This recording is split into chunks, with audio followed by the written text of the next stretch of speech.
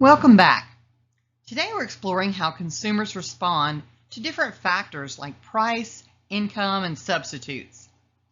Demand functions are more than just algebra. They help us predict consumer behavior and make strategic business decisions.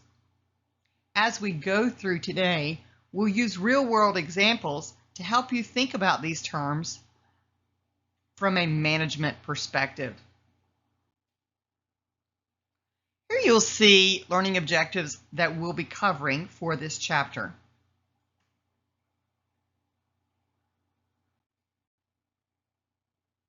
This is our demand function. It's built around key variables that influence how many people want a good or service.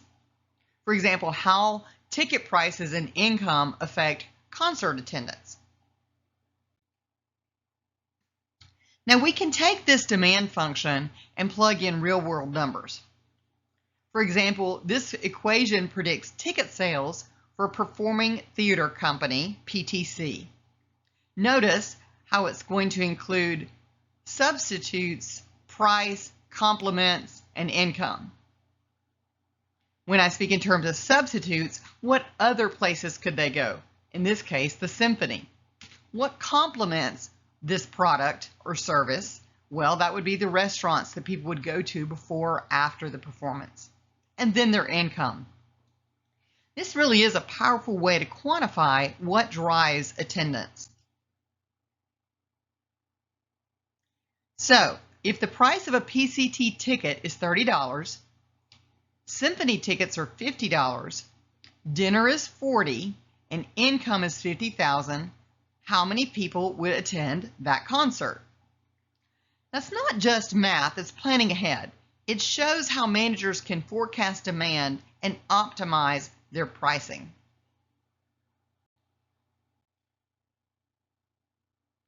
Demand curves typically slope downward, reflecting the inverse relationship between price and quantity demanded.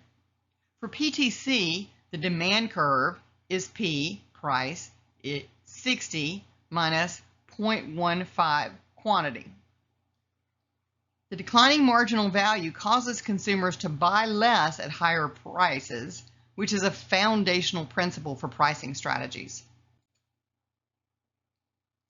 Elasticity of demand is a key metric in managerial economics. It tells us how sensitive customers are to price changes. Imagine raising coffee prices by 10%. Will customers still line up or run to a competitor? Elasticity helps you answer that question. To compute price elasticity, firms use data on quantities and prices before and after the price changes. And the arc elasticity method averages these changes, providing us a reliable measure to forecast how demand might alter at different price points. And we'll talk more about that in a minute. Marginal revenue is the additional revenue from selling one more unit. It relates directly to the shape of the demand curve and helps identify optimal pricing points to maximize profits.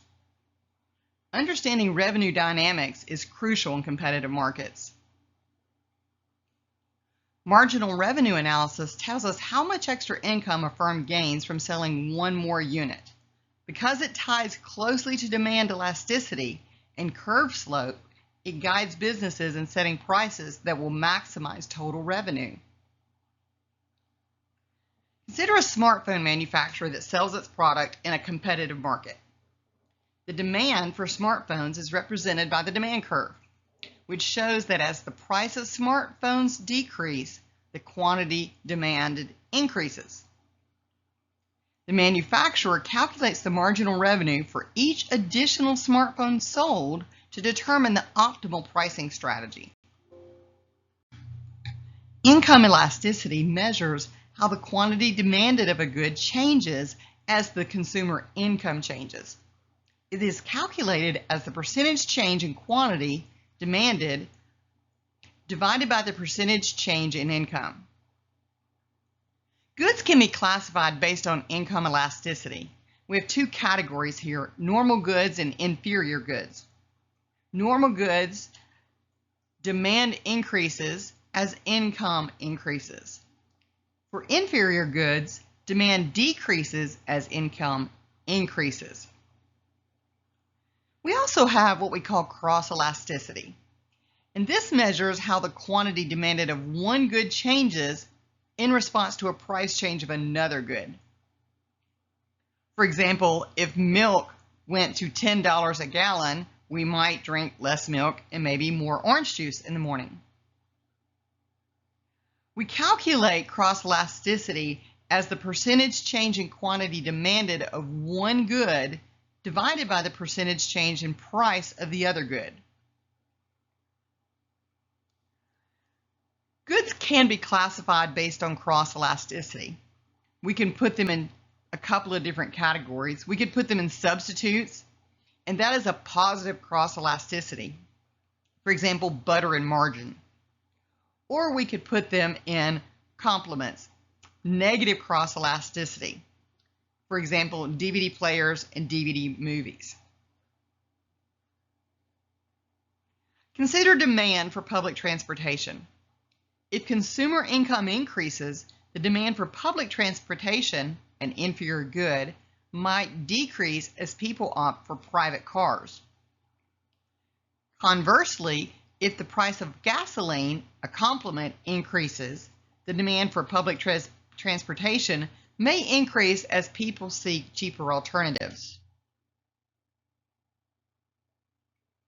Industry demand refers to total demand for a product or service within a particular market or industry.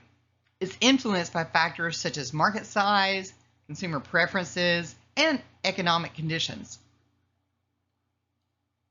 Firm demand refers to the demand for a product or service offered by a specific firm within the industry. It is influenced by factors such as the firm's pricing strategy, marketing efforts, and competitive positioning. Firm demand curves are often more elastic due to the availability of substitutes. In a real-world example, in the airline industry, industry demand represents the total demand for air travel, while firm demand represents the demand for tickets from a specific airline. A single airline's demand curve is more elastic because travelers can choose from multiple airlines. Network effects arise when the utility of a product or service increases with the number of users. They're common in social media, technology, and platform markets. The value of direct network effects increases directly with the number of users, for example, social media platforms. In indirect network effects, the value increases due to complementary products or services, for example, app stores. Network effects can lead to market dominance and pricing power. Firms with strong network effects can create barriers to entry for competitors. For example, consider a messaging app like WhatsApp. As more people use WhatsApp, its value increases because users can communicate with a large number of network of contacts. This creates a strong incentive for new users to join the platform. Demand functions are a mathematical representation of the relationship between the quantity demanded and all the factors that influence demand. Factors that influence demand include price of the good, we refer to that as P, prices of related goods, PS, PR, etc., consumer income, which is I, and other factors such as consumer preferences, advertising, and seasonal effects. Let's continue the conversation about the demand for concert tickets. The demand function might include factors such as the ticket price, prices of substitute entertainment options, and the average household.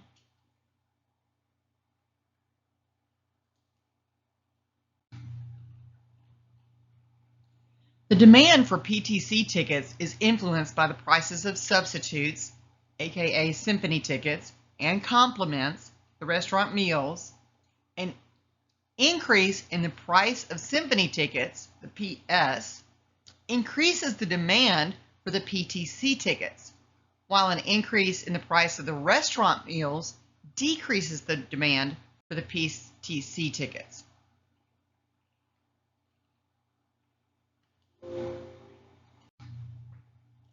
So if we take the information that we have, the price per ticket for PTC is $30, the symphony tickets are $50, the average restaurant meal is $40, and the average income is $50,000, we want to figure out, based on this demand function, how many tickets will PTC sell.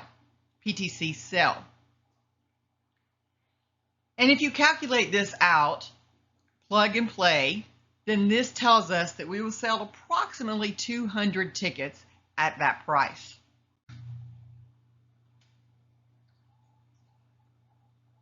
Demand curves are graphical representations that show the relationship between the price of a good and quantity demanded.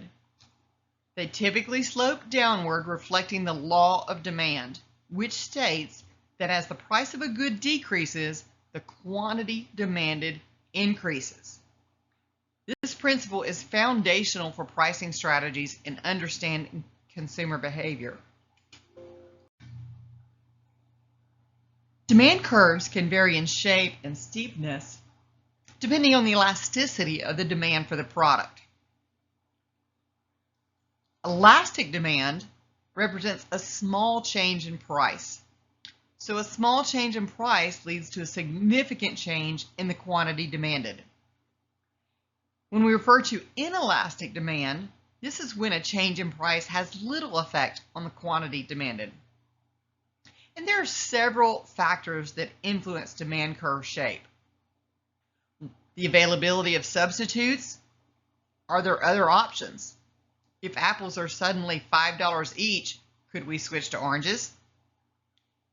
Necessity versus luxury is another factor. And also time period for consumer adjustment. How much time do we have to choose an alternative based on the changes? So consider the demand for gasoline. Even if prices rise, people still need to buy gas to commute to work, making the demand relatively inelastic. On the other hand, the demand for luxury items like designer handbags is more elastic because consumers could easily forgo these purchases if prices increase.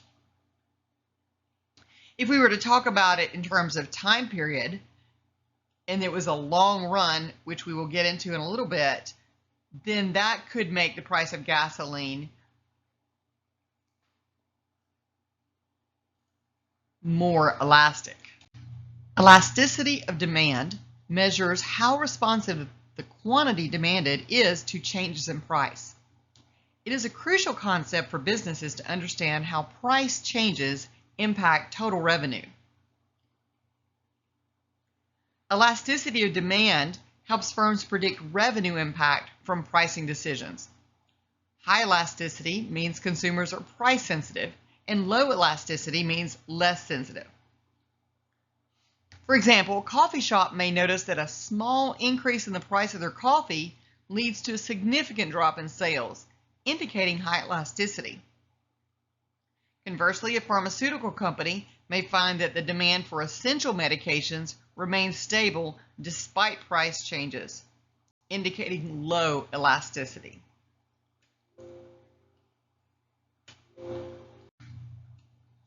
Demand elasticity, denoted by this funny looking N, pronounced eta, is a key metric for understanding consumer sensitivity to price changes.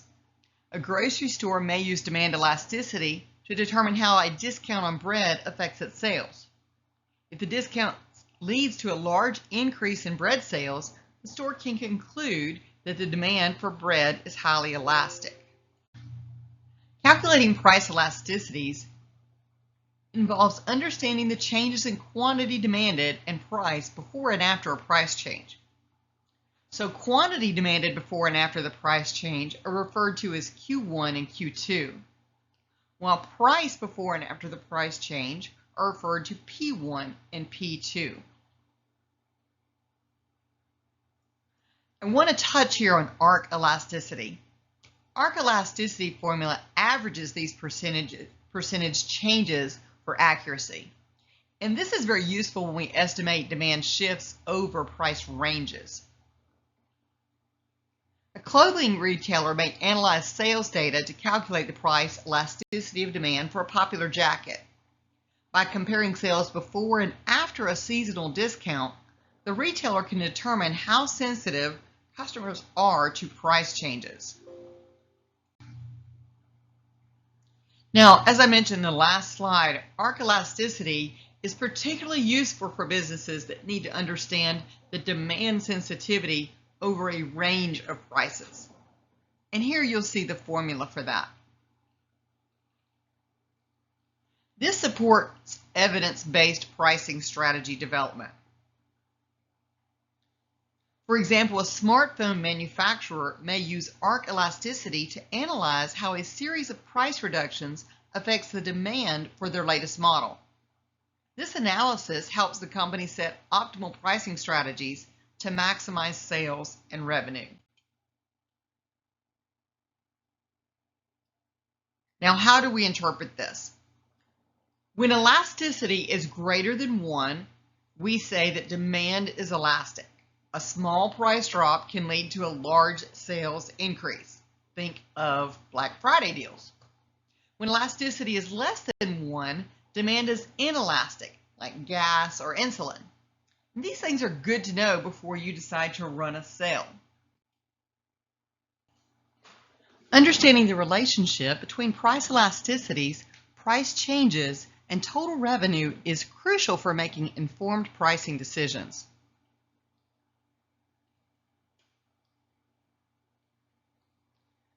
One of the things that we haven't discussed yet is unitary elasticity. When this happens, that means that there is no change in revenue. A movie theater might find that increasing ticket prices slightly leads to higher total revenue due to the inelastic demand. However, a significant price hike could lead to a drop in attendance, indicating elastic demand. This insight helps the theater balance ticket pricing to maximize their revenue.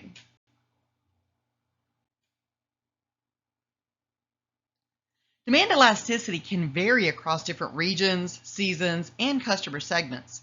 For example, a ski resort might face highly elastic demand during off-season, but inelastic demand during holidays.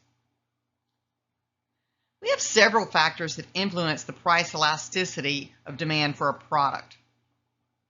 One is the availability of substitutes. More substitutes lead to higher elasticity. Think different brands of cereal.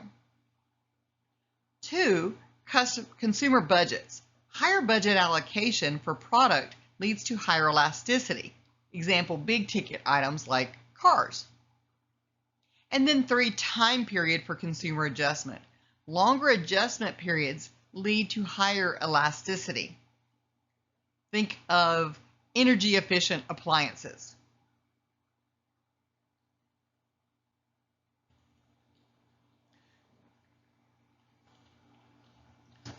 For example, a tech company may observe that the demand for its latest gadget is highly elastic due to the availability for substitutes.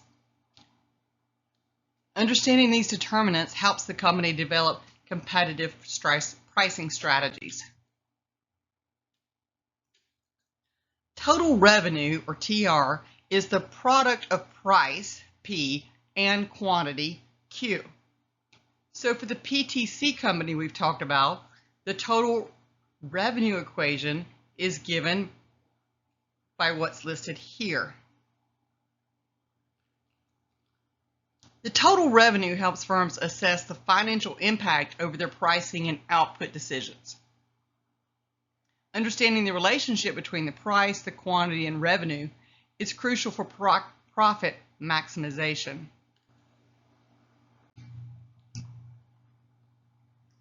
So let's recap and put it all together. Understanding the relationship between demand, total revenue, and marginal revenue is crucial for making informed pricing and output decisions. Demand curve shows the relationship between the price of a good and the quantity demanded.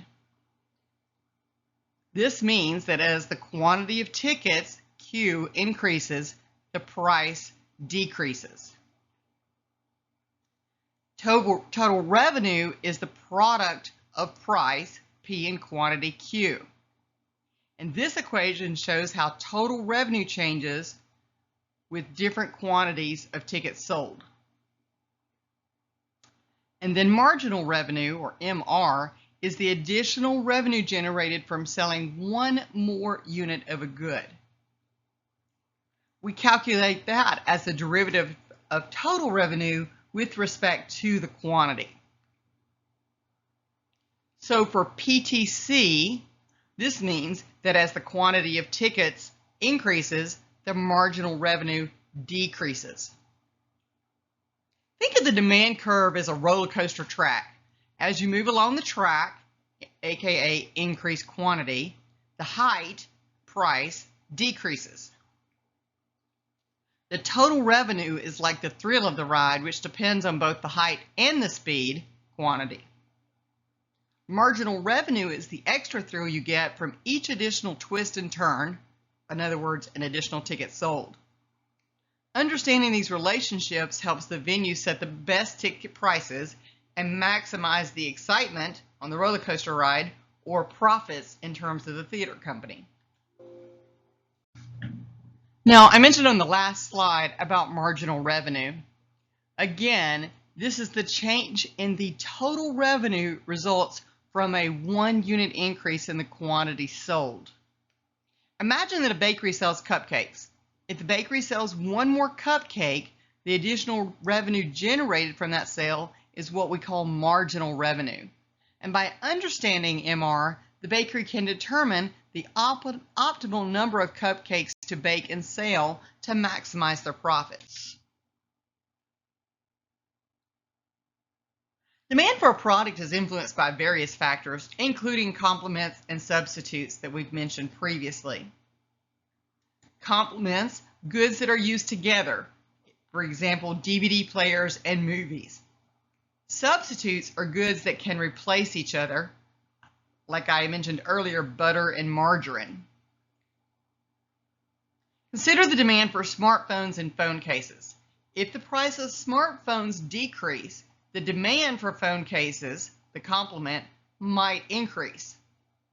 Conversely, if the price of butter rises, the demand for margarine as a substitute might also rise. Cross-elasticity measures how the quantity demanded of one good changes in response to the price change of another good. We can look at this from a positive or a negative. So positive cross-elasticity substitutes. If the price of butter rises, the demand for margarine rises. Negative cross-elasticity in terms of complements. If the price of DVD players rise, the demand for DVD movies falls. Another example of this, if the price of coffee increases, the demand for tea as a substitute may increase as consumers switch to a cheaper alternative. On the other hand, if prices of printers rise, the demand for printer ink as a complement might decrease. Income elasticity of demand measures how the quantity demanded of a good changes as consumer income changes. We can look at this in terms of normal goods and inferior goods. Normal goods, demand rises as income increases. Think luxury cars. I have more money, so I can buy a nicer car. Inferior goods, demand declines as income increases. For example, public transportation.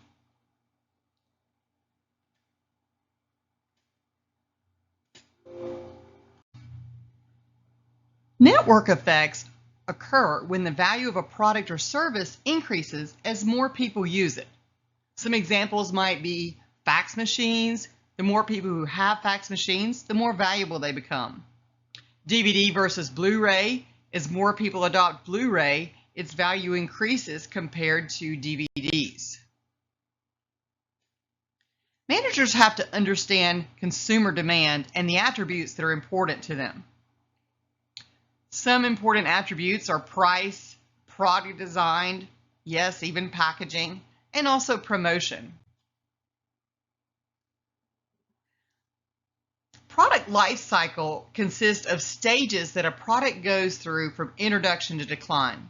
And every product goes through every one of these stages pretty reliably. In the introduction phase, product is launched and awareness is built. In the growth phase, sales increase very rapidly as the product gains popularity. Maturity, sales will stabilize and as the market starts to become saturated. And then you will see a decline. Sales decrease as the products become outdated. Consider the life cycle of a cell phone that was, say, a smartphone model. Initially, the smartphone is introduced with marketing campaigns to build awareness. As it gains popularity, sales increase during this growth phase. Eventually, sales stabilize as the market becomes saturated, and finally, sales decline as newer models are introduced.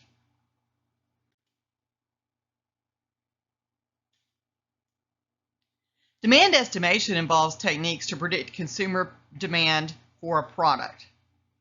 We can use techniques like interviews, surveys, questionnaires, and focus groups.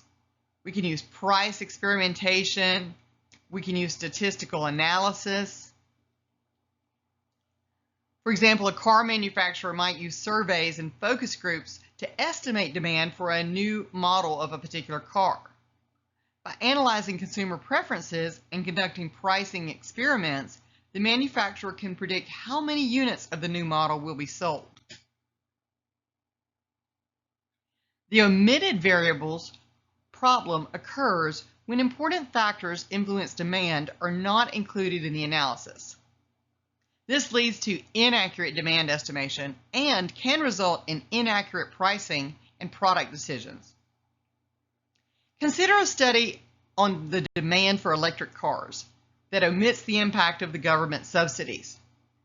Without accounting for the subsidies, the demand estimation may be inaccurate, leading to incorrect conclusions about consumer preferences. The identification problem arises when it's difficult to distinguish between different factors influencing demand. This makes it more challenging to accurately estimate demand, and it requires careful analysis to identify the true impact of each factor. For example, consider demand for organic food. It may be difficult to identify whether the increase in demand is due to health concerns, environmental awareness, or changes in consumer income. Accurate identification requires analyzing multiple factors and their interactions.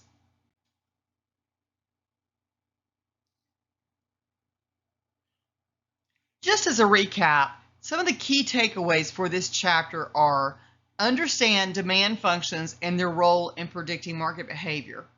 Recognize the law of demand and how price influences quantity demanded. Grasp price elasticity and its impact on revenue and consumer sensitivity.